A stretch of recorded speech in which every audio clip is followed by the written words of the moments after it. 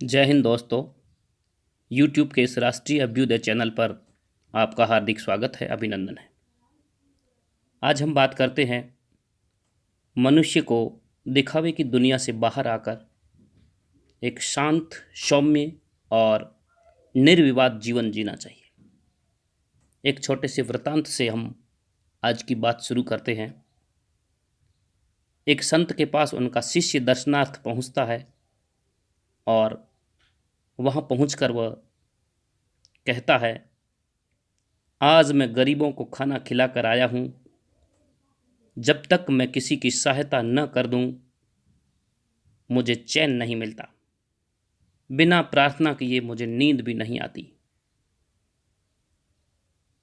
संत उन्हें समझाते हुए बोले, वत्स, तुम्हारा आज का पुण्य समाप्त हो गया।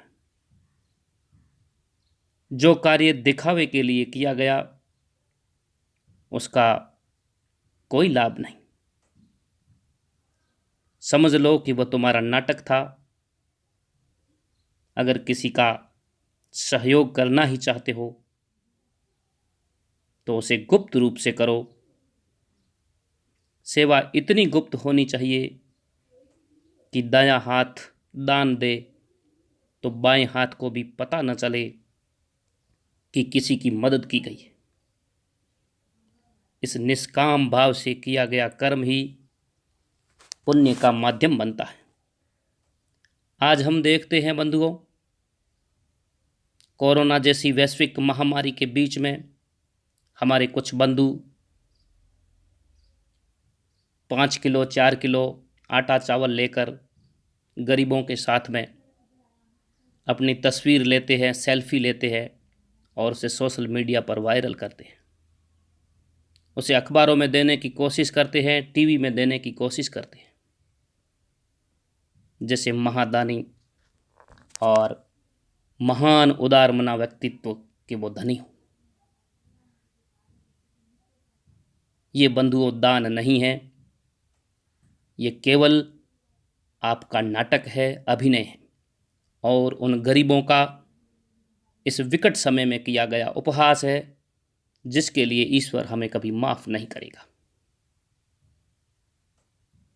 जितना भी हो, थोड़ा हो भले ही, लेकिन अगर दान की इच्छा हो, कुछ गरीब की सहायता करने की उत्कंठा हो तो निश्चित रूप से कीजिए। एक समय का भोजन स्वयं न करके गरीबों को अगर हम वो भोजन देते हैं और उस गरीब की अंतरात्मा की आवाज़ में हमारे लिए जो दुआएं निकलती है, वो दुआएं हमें कहाँ से कहाँ पहुँचा देती हैं।